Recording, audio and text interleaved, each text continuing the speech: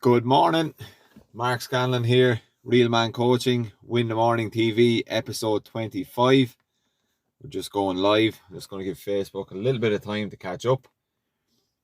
If you're up and at it this morning, if you're joining me live, let me know. If you're watching back on replay, give me a shout in the comments, #replay. Don't be afraid to give that like button a little rap there as well. It helps to get this video seen and to pass it on to other people as well. So what I'm going to talk about this morning, an important topic. You don't need to count your calories for weight loss. So this is kind of contrary to what you will have heard the last couple of years, that count your calories, the only way to lose weight or to drop body fat. And particularly for men, you do not need to count calories to lose weight. Okay, that's the topic that we're going to jump into this morning. If you're winning your morning, if you're up and at it, let me know. Give me a shout. I'd love to see a few people on here. Let me know how your week has gone, what your plans are for the weekend. Are you doing some training today? Okay, so we'll jump straight into it. So what you need for weight loss is a calorie deficit. Okay, you don't need to count calories. You will hear on social media, you will hear different people speak about the need to count calories to lose weight or to lose body fat, for men, for women, for anybody. And that's just one technique. I feel like you do not need to do that. From coaching men, from coaching women, from coaching youth over the last 10 plus years, you do not need to count calories. It's just another layer. It's another barrier for you to take action, or in front of you to take action.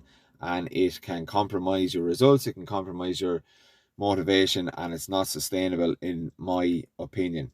Okay, so you don't need to count calories, but you do need to be in a calorie deficit. So for me as a coach and coaching men who want to get leaner, stronger, fitter, my job is to simplify the process, not make it harder, not make it more complex, and not make it harder for you to take the next step that's going to get you the results that you want. Okay, so I have coached in the past. I have told people to count calories. We've gone through the process of using MyFitnessPal, writing down food types, weighing food, keeping a diary, using macro counters, all these kind of things. And what I have found is it's not sustainable. It can be frustrating for men. It is another half an hour gone out of your day where you're logging your food, where you're thinking about food, and you do not need to do it. There's other ways that you can do it. There's simpler ways that you can do it. And men with busy lives, who have busy careers, busy family life, and who are busy in general, you don't need to be adding in more time, more frustration to count calories to try and get the results that you want, to try and lose that little bit of weight, to improve your body composition, to get stronger, or to really tackle your nutrition. You do not need to do it. Okay, so you do need a calorie deficit though. What is a calorie deficit? So for a calorie deficit, it's an energy deficit. So you need to expend more calories, so use up more calories than you consume. So you need to be more active or exercise more than the energy or calories that you're consuming through your food. And that's basically it.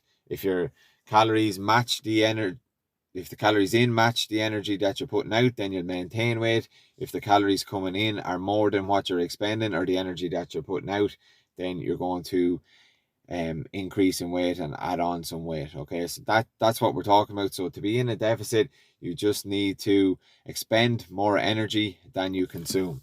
Very simple. So you can count calories, but it works for some, but I have found with the men that I work with, it does not work. Okay, I want to simplify the process for you. So go back and think of years ago, decades ago. What did people do? How did they maintain their weight? How did they lose weight? How did they stay physically active and fit and lean? Okay, they didn't count calories then. They didn't have MyFitnessPal. They didn't have all these other apps and macronutrient counters. They didn't weigh food. They just had basic rules and principles to live by. Obviously back then there was less convenience food around. Their environment was a lot simpler in terms of food and temptation and things like that.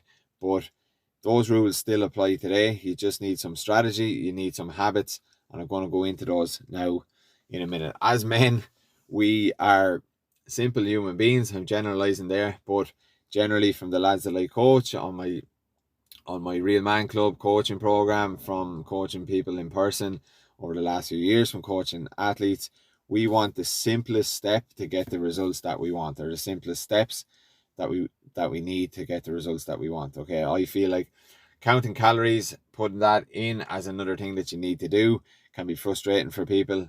It's not sustainable. And then, like, when you do count calories, there's always the calories can be 10% inaccurate anyway, either side. So the from your food label, it can be whatever it gives you. If it gives you 200 calories in a certain food, it could be an increase of 10% or a deficit of 10% on that as well. So they're not inaccurate, or they're not accurate, they're inaccurate. So it's not an exact science anyway. So why would you bother doing it? Okay, so the things that you can do. So I'm not going to tell you all the problems without giving you a solution. So here's the solution for it. So you need to be in a calorie deficit. How are you going to do that? And the way that I start with the men that I coach is you assess where you are at the moment. So you spend a little bit of time when you're starting any program, any nutrition plan. You take a half an hour to assess where you currently are. What are the foods that you eat? What are your eating patterns throughout the day? And what kind of foods do you consume, okay, over a week? So nearly every lad will know the foods that they're falling down on, or with their nutrition and their eating pattern, where they're falling down. So it could be excess snacking in the evening. It could be you're consuming loads of liquid calories through fizzy drinks, things like that. It could be that you're not eating at all up until lunchtime. Then lunchtime comes, you're buying your food out. You're buying too much food. You're buying chocolate crisps, all these kind of things, and then you're doing the same in the evening time as well. So generally, when we do this assessment, when we reflect on the food and the nutrition and the patterns and routines that we're currently in, you will find a couple of things that are priority that you need to work on. And that's where we start. We assess, and then we eliminate your biggest limiting factor. So whatever it is, it's normally highly processed food in some form. So it could be, as I said, fizzy drinks, it could be chocolate, it could be chipper food, that kind of thing. And we just eliminate that for 7 to 10 days. So we don't start counting calories, we don't do that kind of thing. We just eliminate it for 7 to 10 days, and instantly you go into a calorie deficit from that. You don't have to do that for 2 weeks, for 3 weeks, for a month. I'll have a different strategy for that. But what you do is you assess, and then you eliminate the biggest limiting factor that's holding you back at the moment, and already you're into a calorie deficit. So you're starting to lose weight if you follow that. Then what we go into is putting a structure and a plan in place for your meals. Okay, so normally we go with a breakfast, lunch, and dinner structure, and one optional snack if that's needed. Okay, so with that, not that you absolutely have to eat breakfast or anything like that, but when we lay out your meals and put a structure on them for breakfast, lunch, and dinner, it gives you set eating times, and it gives you set times where you're not eating as well. So it gives you that break in between. And generally, as Irish men and people as general, we will be used to that, and kind of like our working day our working day is set up for that anyway, with the natural break for lunch and things like that. So you start off with a breakfast, lunch, and dinner. Don't even get into what you're eating during those meals. It's just putting that structure in place first, and then if needed in the evening time, you add in a snack as well. So that's what we do. We eliminate, then we put in a meal structure or a meal plan in place, and by doing that, that cuts out the snacking between meals and the unhealthy snacks between meals. So again, you're into a further calorie deficit there. You're starting to lose weight. You're starting to lose body fat as well if you're strength training and the quality of your food is decent. Okay, so there's 2 steps.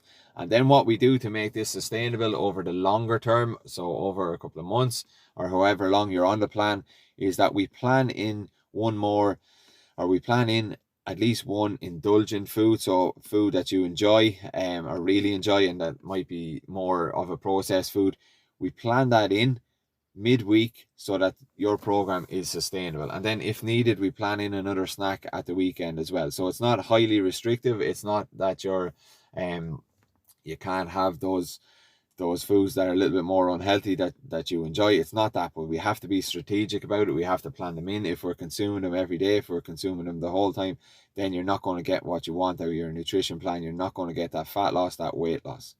Okay, so as men, we need to simplify the process, and that's going to be planning in one of your indulgent meals for during the week, normally on a Wednesday, and then if needed, a snack at the weekend, or vice versa with that. And then outside of that, you're eating to a 3-meal structure. You're eliminating the other shit food in your diet, and then we can put more layers onto that as well, around portion sizes, around the quality of your food, around higher carb, lower carb eating. Okay, but this morning I just wanted to give you 3 ways that you can improve and start on your weight loss journey without having to count calories, because really they're a pain in the hole.